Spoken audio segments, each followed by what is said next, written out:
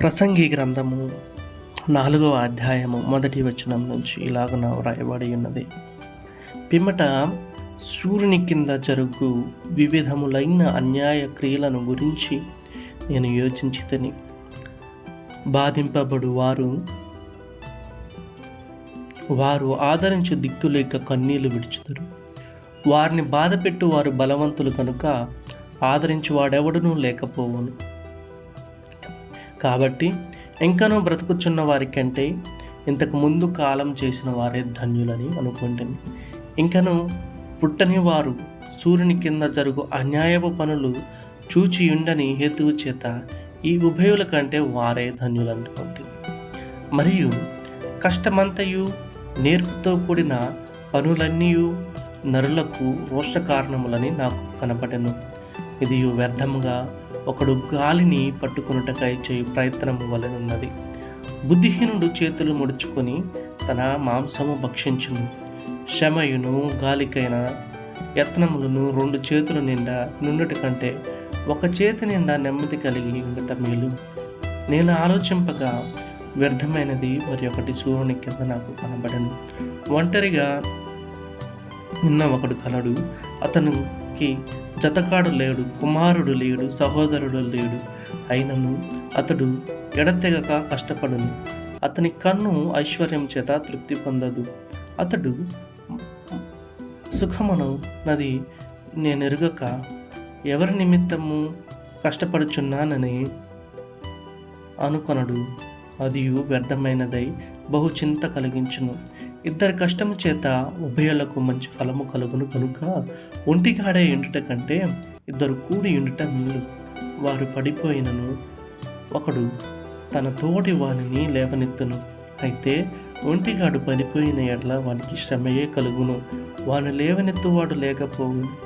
ఇద్దరు కలిసి పండుకొనిన ఎడల వారికి వెట్ట కలుగును.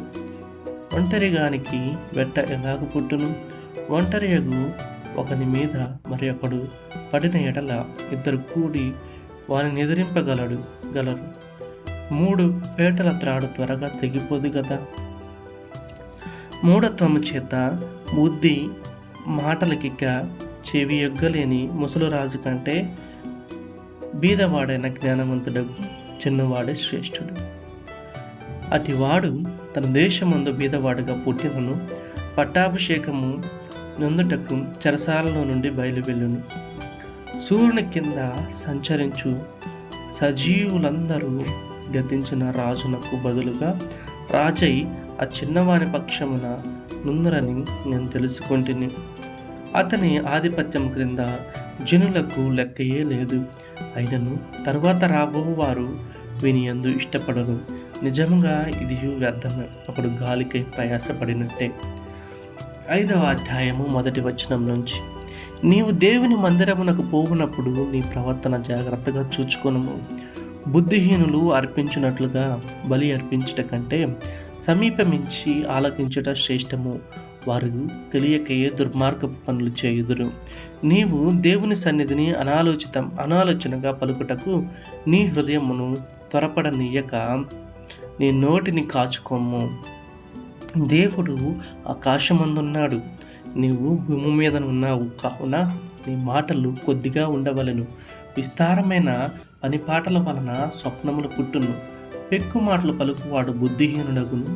నీవు దేవునికి మొక్కుబడి చేసుకున్న ఎడల దానిని చెల్లించుటకు ఆలస్యము చేయకము. బుద్ధిహీనులందరూ ఆయనకిష్టము లేదు. నీవు మొక్కుకొనిన దానిని చెల్లించుము.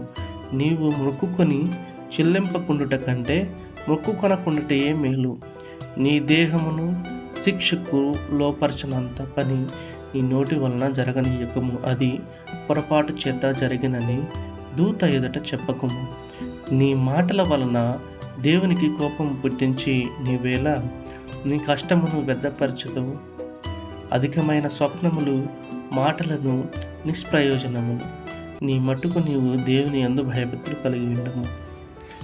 ఒక రాజ్యమందు బీదలను బాధించుటయు ధర్మమును న్యాయమును బలాత్కారము చేయమీరుటయు నీకు కనబడిన ఎడల దానికి ఆశ్చర్యపడకము. అధికారము నొందిన వారి మీద మరి ఎక్కువ అధికారము నొందిన వారున్నారు. మరియు వారి మరీ ఎక్కువైన